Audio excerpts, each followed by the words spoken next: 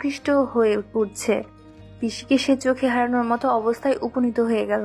এখন পুলক নিজে থেকে পিসির সব সরিয়ে দিয়ে পিসিকে তেল মালিশ করিয়ে দিতে অভ্যস্ত হয়ে গেছে। পূজাও খুশিতে বিমলের সাথে সময় কাটাতে থাকে। মৃত স্বামীর কথা এখন আর পূজার মুখেই আসে না।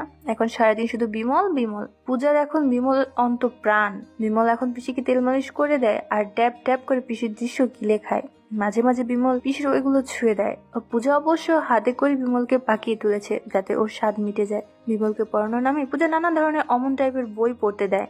বইয়ের সবকিছু পূজা বিমলকে বুঝিয়ে বুঝিয়ে পড়িয়ে দেয়। এইসব বই পড়ে বিমল এতটাই পেকে গেল যে সে কৈশোর বয়সে যুবক অবস্থায় পরিণত হলো। এখন বিমল হাসি মুখে পিসির সবকিছু তার কথা মতো করে দেয়। এখন বিমল এতটাই পেকে গেছে পূজার তেল মালিশের সময় নিজের সবকিছু উজাড় করে দিতে চায়। পূজা তখন গর্ভবতী ছিল, তাই বিমলকে বুঝিয়ে বলে যে আগে পেটের বাচ্চাটা বেরিয়ে যাক, তারপর তোর ইচ্ছা পূরণ করব। অগত্যা বিমলও তার পিসির সবকিছুতে হাত বুলিয়ে সন্তুষ্ট হয়ে যায়। কিছুদিনের মধ্যে পূজার এক কন্যা সন্তানের জন্ম দিল। মেয়ের নাম নিজের আর বিমলের নাম মিশিয়ে রাখলো পূর্বী। পিসির মতো বিমল ও পূর্বীকে আদর যত্ন করে। পূজার দেওয়ার কথা মতো পূজা বিমলকে আর তার ইচ্ছা পূরণের ব্যবস্থা করে দেয়। পিসির বাড়িতে ভালো মন্দ খেয়ে বিমল বেশ পুষ্ট হয়ে যায়। পিসিকে দিয়ে নিয়মিত নিজের ইচ্ছা পূরণ করতে করতে বিমল এখন অনেক কিছু শিখে গেছে। ধীরে ধীরে পূর্বীও বড় হতে লাগলো। ছোট থেকে পূর্বীকে তেল মাখানো, স্নান করানো এসব বিমল করতেই থাকে। এখন পূর্বী বেশ বড় হয়ে গেছে। পূর্বীর বয়স এখন মোটামুটি 18-19 হবে আর বিমলের বয়স মোটামুটি 36-37 হবে। পূজার বয়স এখন মোটামুটি 48 থেকে 49 হবে। সময় যত এগিয়ে যায় তত পূজার সাথে বিমলের সম্পর্ক গভীর হতে থাকে। পূর্বীর বয়স যখন 8 থেকে 9 বছর তখন অবধি বিমল পূর্বীকে স্নান করাতো। পূজা কোনো কথা না বলে কেবল মুচকি মুচকি হাসতো। তবে বছর কয়েক আগে থেকে বিমল পূর্বীকে স্নান করানো ছেড়ে দিয়েছে। খাওয়া দাওয়া ভালো থাকায় পূর্বী এখন বয়সে অনেকটাই আবেদনময়ী হয়ে উঠেছে। পূজা আর পূর্বীর এক মাপ, তাই মা মেয়ে দুজনের সবকিছু অদল বদল করে পড়ে।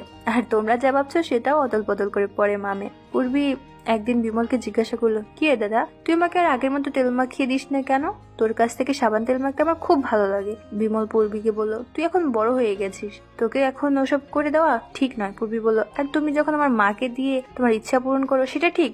বিমল বলল, কি বলছিস আজে বাজে কথা, তোর মা আমার পিসি হয়, পিসির সাথে কি কেউ ইচ্ছা পূরণ করে? তখন পূর্বী বলল, আর ওসব ন্যাকামি করিও না। মাকে তুমি যেভাবে সুখ দিয়েছো তার অনেক ভিডিও আমার কাছে আছে। তুমি যদি আমাকেও সুখ না দাও তবে পাড়ার লোককে সব জানিয়ে দিব। বিমল ভয় পেয়ে গেল। বিমল পূর্বীকে বলল, তুই আমার বোন হয়, দাদা হয়ে বোনকে সুখ দেওয়া ঠিক হবে না। পূর্বী বলল, আমার যা বলার তা আমি বলে দিয়েছি, এবার তুমি ভেবেচিন্তে দেখো তুমি কি করবে, তবে যা করবে তা কয়েকদিনের মধ্যেই করবে। তখন বিমল বলল, আমাকে একটু ভাবতে দে। বিমল চিন্তায় পড়ে গেল। সে যে তার পিসিকে সুখ দিত এ ব্যাপারটা পূর্বী কিভাবে জানলো? বিমলের মাথায় হঠাৎ এলো পূজা যে বিমলকে দিয়ে ইচ্ছে